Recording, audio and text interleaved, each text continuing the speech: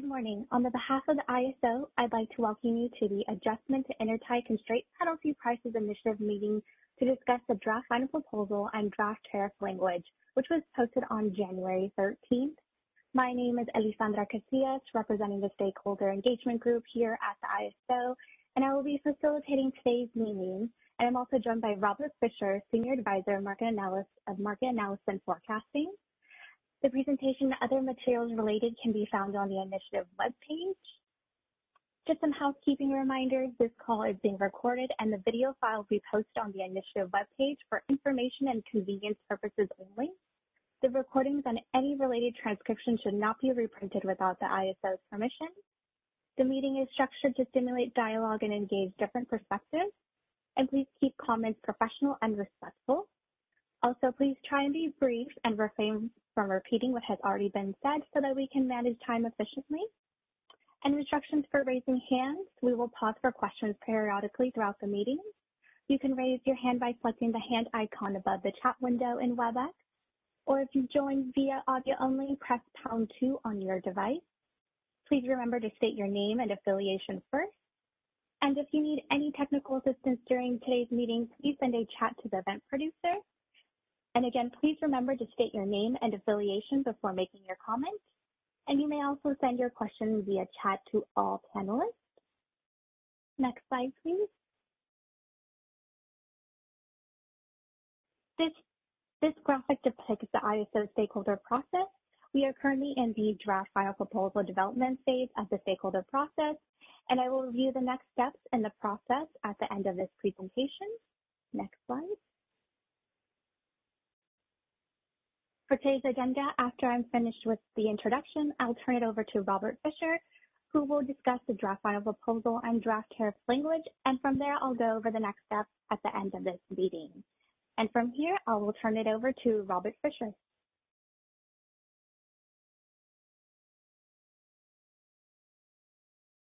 Next slide. Of the old slide deck that we presented in the previous stakeholder presentation. And so I left it there for context, but we will probably breeze through a bit of it and just review some of the stakeholder comments and go through the counterfactual results. We've received 2 comments from one from Southern California Edison and 2 comments from PG&E. SCE requested additional data from the July 9th, 2021 HASP and August 19th, 2020 RUC results in regards to proposed penalty price changes. We have addressed those comments and added that to the draft final proposal in the simulated results section of the paper, and I will be presenting that information today. PG&E submitted a question about the penalty price adjustments would apply to other markets, including the 15-minute market. The answer to this is yes, it will apply to each of the real-time market processes. PG&E also submitted a comment asking if there would be a market simulation.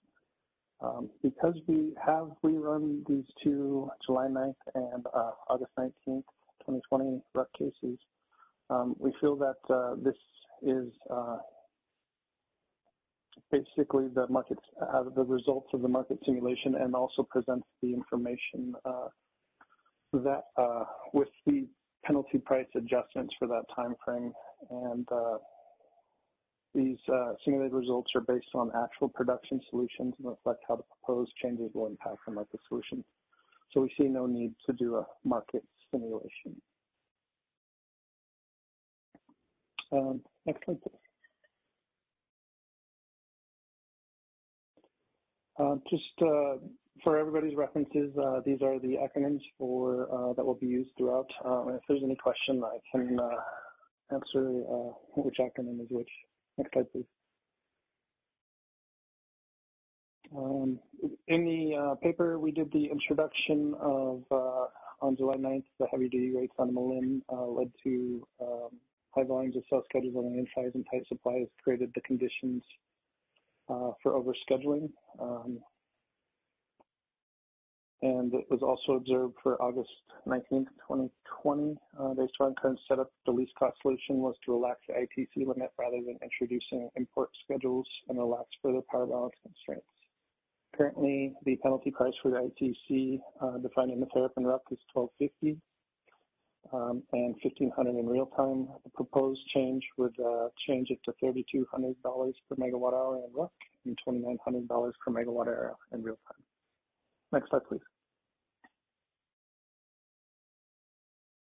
These are the slides I'm just going to kind of breeze through. I'll give a brief discussion about them, but as many have seen this graph before, it shows the Malin over scheduling on July 9th in real time.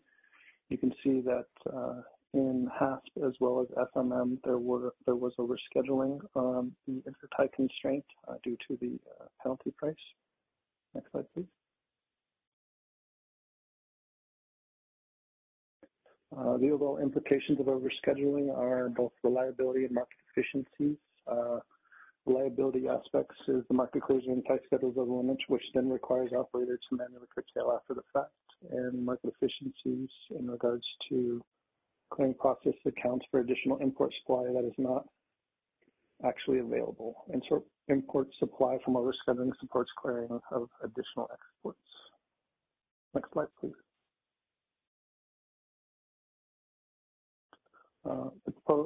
The purpose of the adjustment is to increase the ITC for conditions when the power balance constraint is relaxed so that the ITC will properly make curtailments on the import side when the limit is curtailed on the import side.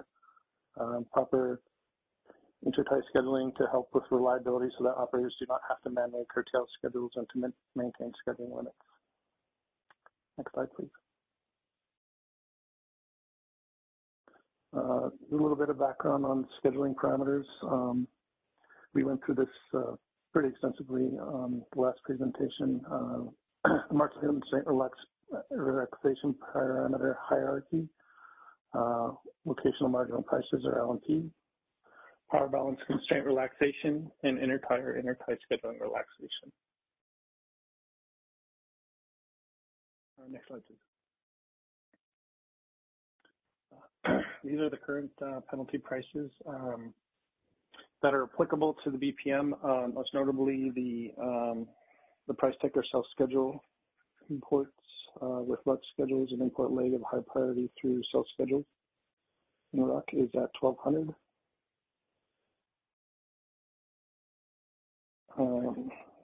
Real-time price ticker self-schedule imports without RUC schedules and import legs of high priority wheel through self-schedules is $1,100, and energy balance is $1,450. The component that that is circled and is there for adjustment is the $1,500. Ellie, I understand there's somebody in the queue already. Should we go to the question? Yes, operator, can you please open the line for Michelle Keto? Hey, this is Michelle Keto from the CPUC. So I didn't submit comments, but I do have one question, and it will sort of pertain to what you have proposed here. So I know that we're increasing the penalty price for the transmission constraint. I haven't really thought through this, and I'm sure you guys have, but I'm wondering how it interacts with wheeling transactions, because wheeling transactions use the penalty price both of the import and the export leg. And I'm wondering if you've thought about whether those combined will exceed this penalty parameter. And in addition, I saw that you did ETCs and TORs, but would ETCs or TORs flow, because you don't show the penalty parameters for ETCs and TORs in this slide, so I don't know how those compare. I'll go with the quick one first. ETC TORs have an extreme, and what I'll classify as an extreme penalty price. It's in the $5,000 to $6,000 range. Okay, so, and then wait, can I just follow up with that? If that's the case, how does it work if let's say the transmission line is entirely down, but the ETC price is $5,000? That would say the ETC should flow even though the transmission line is not open. In that case, it would be up to the operator to manually curtail those ETCs if it's completely down.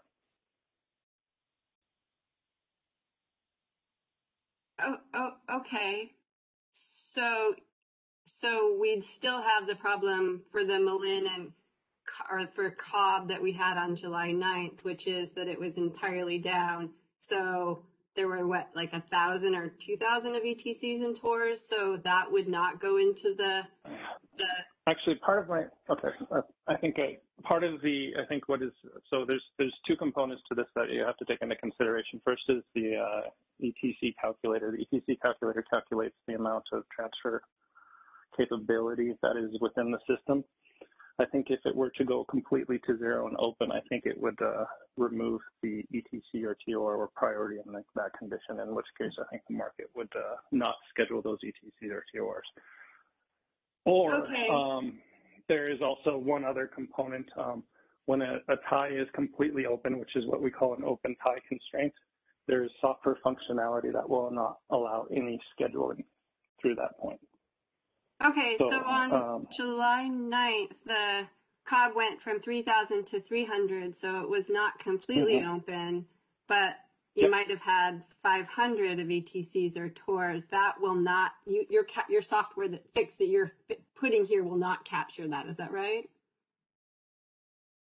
If there exists an ETC or TOR that was not manually derated in that situation, then yes, it would.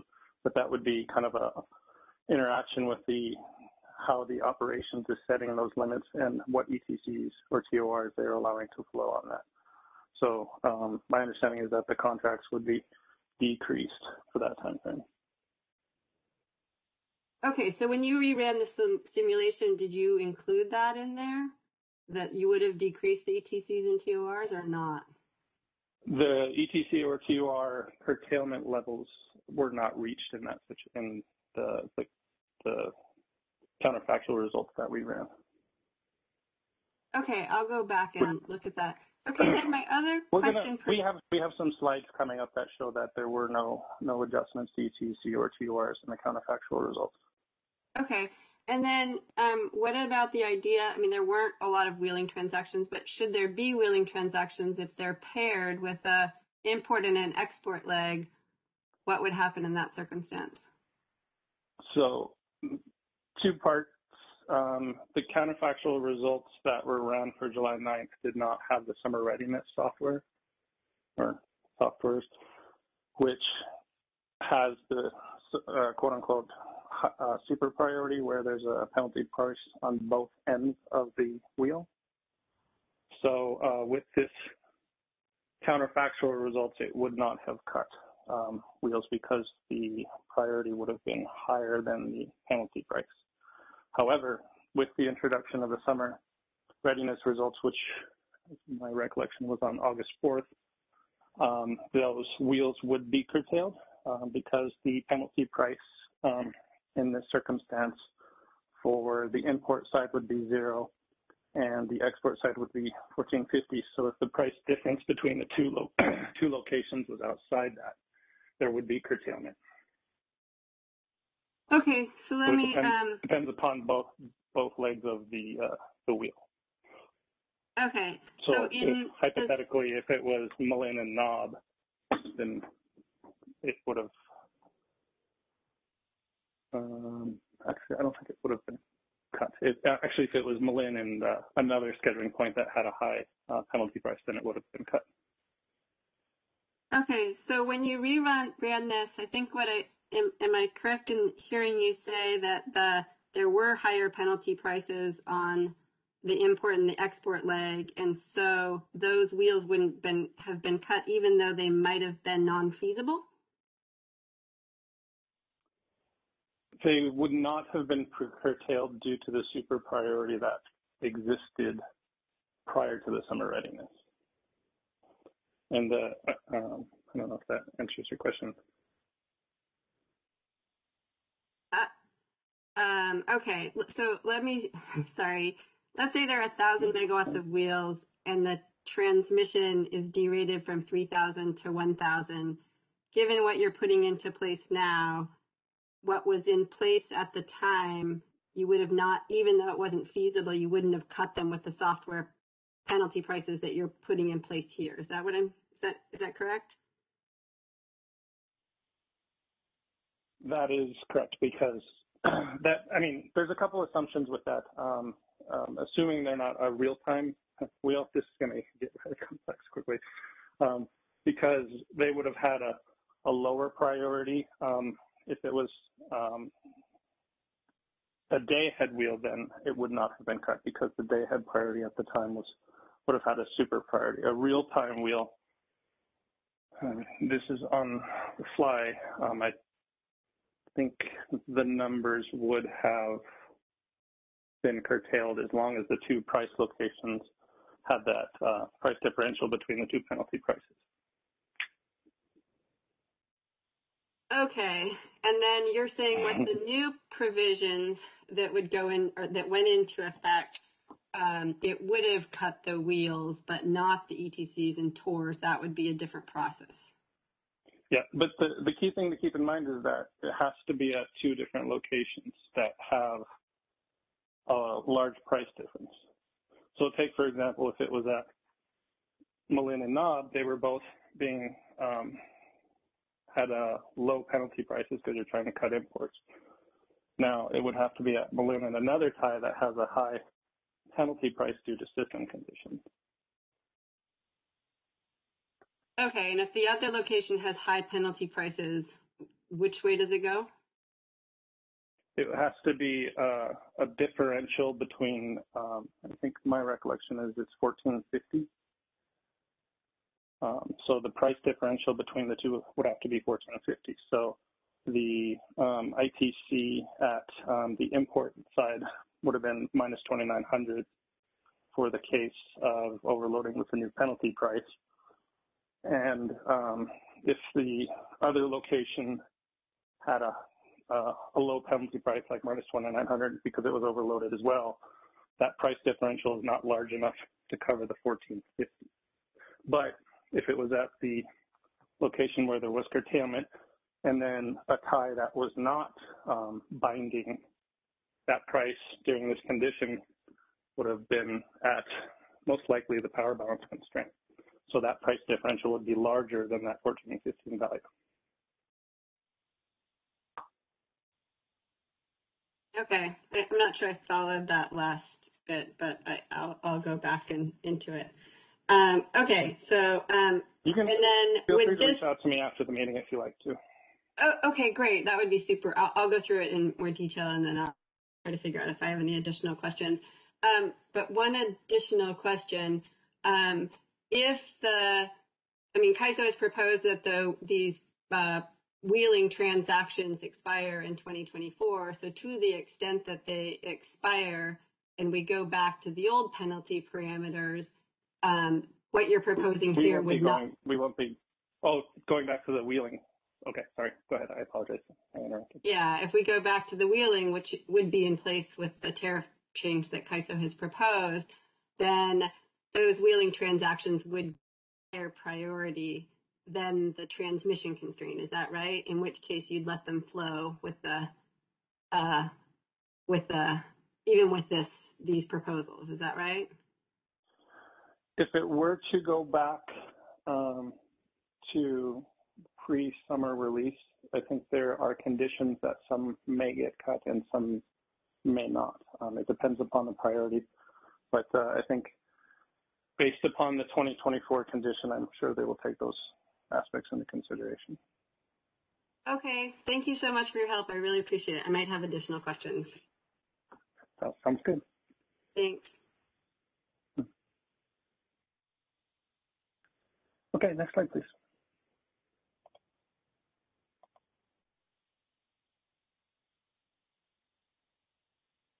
Okay, real quickly, in a matter of time, I'm just going to kind of breeze through this application. Rec penalty price, 1,600 for power balance, 1,250 for the transmission constraint. The one circled is the one we're taking into consideration. Next slide, please.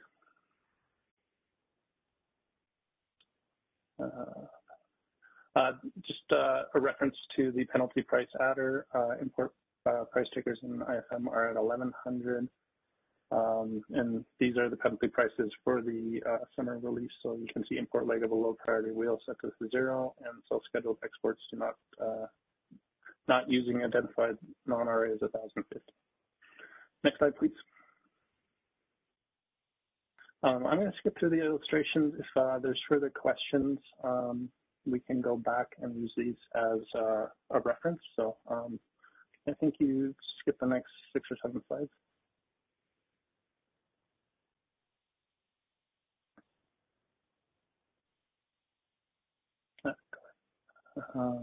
So this is basically the methodology used to determine the issue and the penalty price. The PVC relaxation is at $1,600, ITC is at $1,250. When the PVC relaxation occurred, it's not low enough to cut the sales schedules. Next slide, please. This is, go ahead, next slide, please.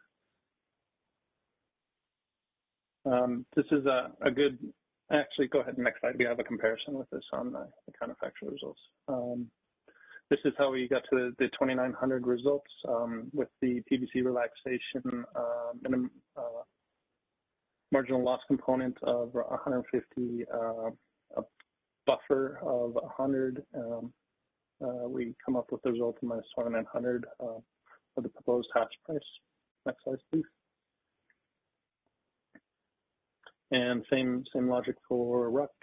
That's how we come up with the 3,200 with the power balance considered at the highest point, and the marginal loss component and buffer price. We get to the 3,200. Next slide, please. Some additional penalty prices to maintain priorities with the adjustment of the ITC constraint. We have to make adjustments to other constraints that would be affected with the change in the ITC. These are the ones that will need adjustments that will go along with the ITC ISL penalty price change. Next slide, please. In RUC, none of those priorities would be removed, so there were no additional penalty price changes in RUC. Next slide, please. Okay, these are the new slides that are in here. The counterfactual results of HASP for July 9th with the proposed penalty price, and the counterfactual results of RUC with the proposed penalty price. For the July 9th case, only ran 3 hours, for which the time frames of HASP and Malin were overloaded. I think that was 19, 20, and 21. And then for the RUC, it was the entire RUC, so we have the results for every hour on that time. Next slide, please. Rerunning the cases for this case, for the HASP, you can see on the left the penalty prices for 19, 20, 21 were above the $1,000 to $1,200 range. When you adjust the ITC constraint, you can see that the shadow price on the ITC creates a larger congestion component at Malin, which you can see on the right with the counterfactual results. This results in a lower LMP, which also produces the import curtailments. Next slide, please. Same thing with the LMP for NOB. You can see already 19. 19 wasn't cut for NOB, it was 20 and 21 from my recollection. But you can see in 20 and 21, the resultant LMP in the original case was $100 to $150 range. With the increased penalty price, you can see 20 and 21 that the shadow price is much larger, and the penalty or resultant LMP is much more negative, which results in the proper curtailment for that time frame. Next slide, please. HASP import comparison.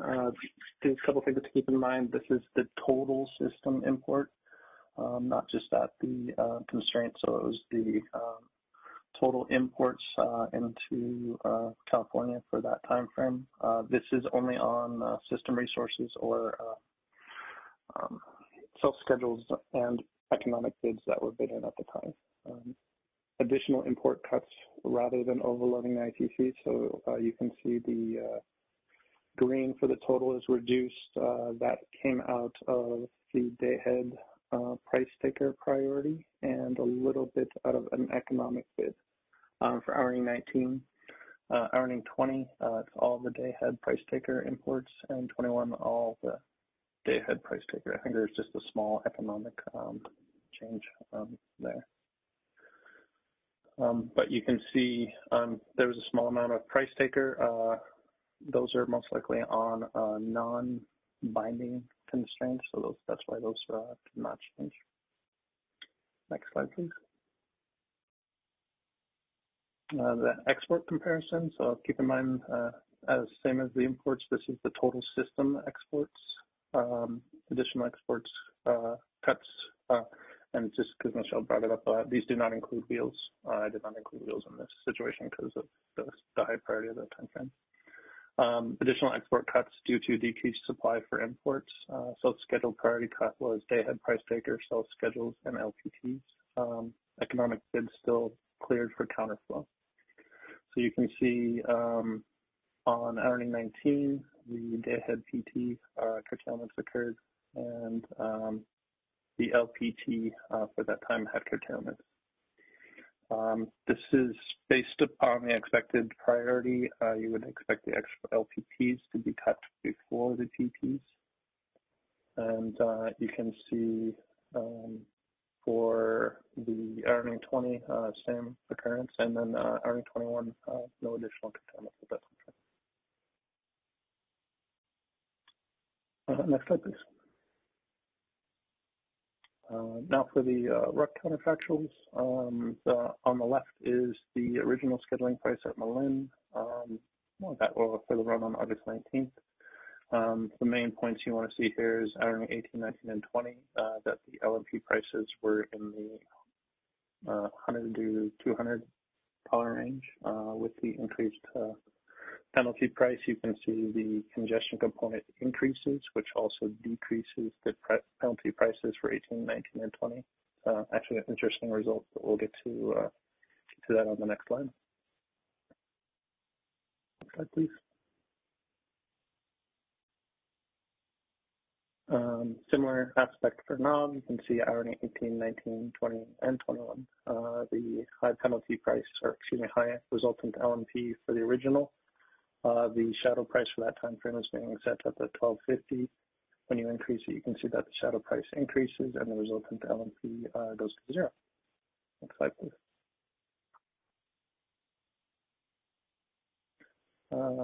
The RUC import comparison, import economic bids were reduced due to the original shadow price being so low that economic bids overloaded the constraint.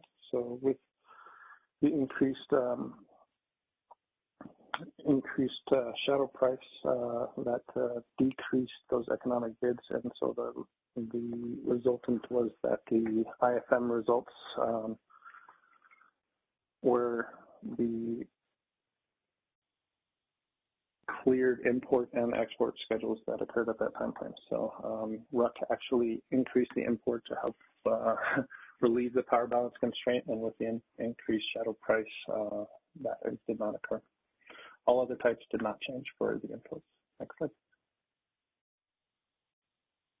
So this is the economic bids in RUC. You can see 17, 18, 19, 20, 21 with the increased penalty price, which is the red. You can see the reduced economic bids. This makes sense because if you look at the original LMP prices at those locations, they were in the 100 to 200 range. So with a relaxed constraint, the relaxation would occur and additional imports would economically clear at that location. Next slide, please. Robert, it looks like we have one individual in the queue for a question. Wonderful. Thank you, Ellie. Go ahead.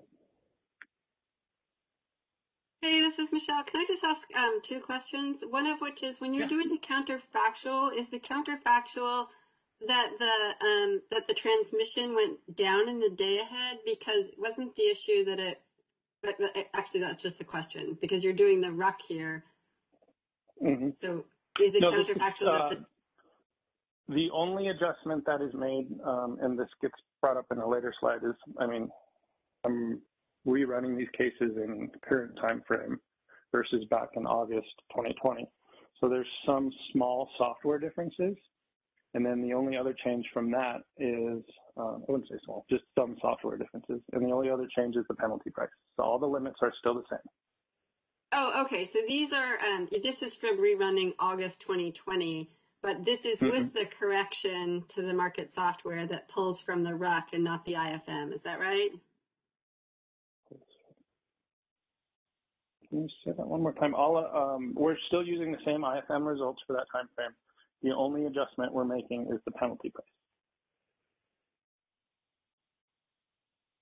based upon the proposed penalty prices for this time frame. So this is kind of similar to how we do the testing for these penalty prices.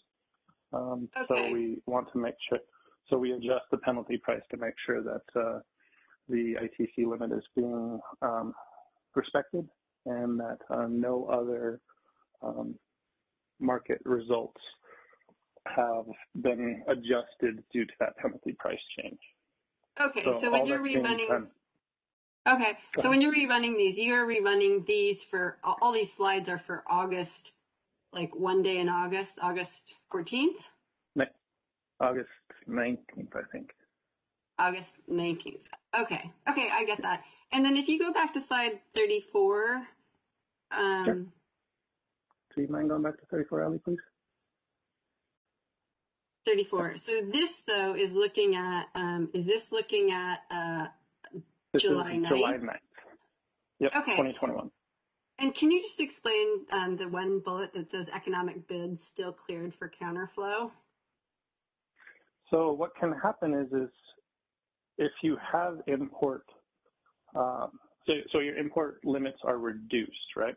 And if you have an economic bid at that location that is on the export side, it will clear to help produce, to try to balance out that limit. Now, what that really means is you're allowing an import sell schedule to come in to support that export. Oh, so okay, while I got it. Yeah, okay. Got so it. that's Thank what you. the counter flow is. Okay, got it. Thank you. Mm-hmm. Are there any other questions in the queue, Ellie? Okay, I'll take that as no. Okay, record import. So you can see here that there were no changes for price taker sales schedules on the import. Next slide. Same with ATCs, no changes. Next slide, please. Same with COR for RUC. There's no changes. Next slide, please. RUC export comparison, export cuts were due to software differences between original software and current. A very important note is even with no change to the penalty price, these export differences in the reruns still would have occurred, but the request was a comparison between the penalty price adjustments and the original cases, so I felt it was good to include this just to show that at the time there was a software difference. PT exports in the original run did not have correct priority, which we'll get into in a slide. LPT additional cuts due to decreased supply from original results. What this means is that there was a software condition that was fixed between August 2020 and now that where there was a reduction in the supply by a slight bit, so that resulted in some additional export cuts to compensate for that. And then all other export types did not change. Next slide, please. So this is RUC's export economic bids. You can see that there's no change for the run with the increased penalty price. Next slide, please. And this is the LPT sales schedule. So you can see in the hours that the overloads occurred. This was prior to the hours where the overloads occurred in 15, 16, 17, and this was due to a software difference between August 2020 and now. Next slide, please. At the time, August 2020, the price taker or supported RA export resources did not have the correct priority. So you can see in the original results, they were curtailed with the software change that occurred. I think it was in September 5th, 2020, that they added, it set the priority correctly, and you can see in the rerun that the price takers were not curtailed in this situation. So purely just a software difference between the original results and current software functionality. Next slide, please. ETCs, nothing changed, which is the expected result. Next slide. Same with TOR, no changes. Next slide, please.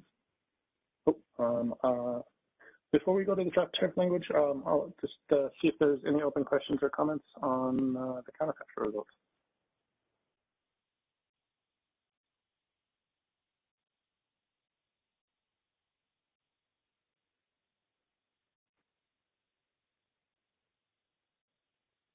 Robert, I'm not seeing anyone in the queue or the chat. Wonderful. In that case, I'll hand over to Sarah.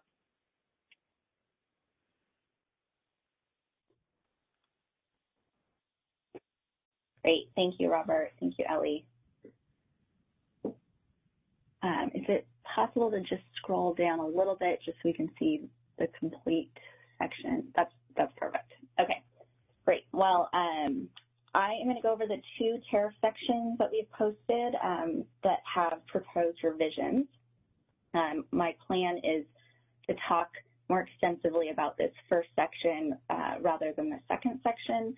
Both are titled, both are scheduling parameters for transmission constraint relaxation and have parallel language. The difference between the two is that the first that we'll talk about here, 27.4.3.2.1, falls under the larger section, parameters related to the soft energy bid cap, whereas the second section, which I'll have Ellie scroll to later, is 27.4.3.3.1, and this falls under parameters related to the hard energy bid cap.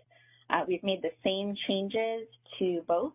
These include very discrete substantive changes and additionally some minor reworking of the sentence structure or section structure for some added clarity. So under this first draft section here, I'll talk briefly about the structural changes first. What we've done is, the deleted language and the added language is largely just relocated from other sections of the section rather than being new language itself. So we've restructured the section here to first include an opening sentence about the penalty prices generally. Previously, we had the IFM penalty price listed first, the real-time market sort of in the middle of the paragraph, and then RUC at the end. So we've changed this. So again, the opening sentence is more general. Then we've included this additional language in the center, which you'll see starting with in the IFM. That underlying text now outlines the penalty prices for IFM, RUC, and real-time market. And then finally, the last section here, which begins with the effect of this scheduling parameter. That was an example that is currently in the tariff, and we have just generalized that to apply to all of the penalty prices discussed here rather than being a specific example. So some minor structural changes there. In terms of the substance that we've changed, this is extremely limited in that we have only revised the penalty prices as Robert discussed in his portion and is listed in the paper. So for RUC, which is again in that center section, which is underlined, we have added the 3200 for intertie transmission constraints, and in the real-time market, added the 2900.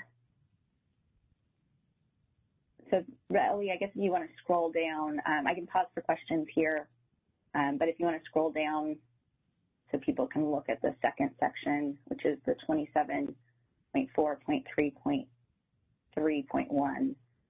So again, we've made the same structural changes here to more generalize the example at the end and to have a more general opening to the section, and then have included the same substantive changes of the penalty price changes.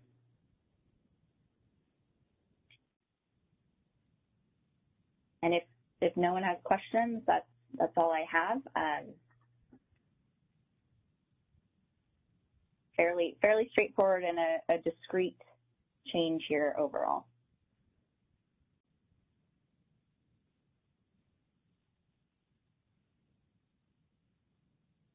Okay, Ellie, well, go back to you.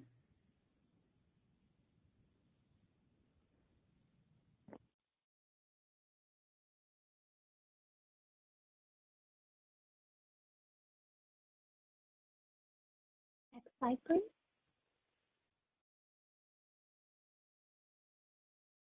For the next steps, we look forward to receiving your comments on today's discussion by end of day, January 27th. Please use the comment template on the initiative webpage to submit your comments. Thank you for joining today's discussion. As a reminder, this meeting was recorded for informational and convenience purposes only. The video file will be posted on the initiative webpage for a limited time after this meeting. Have a great rest of your day.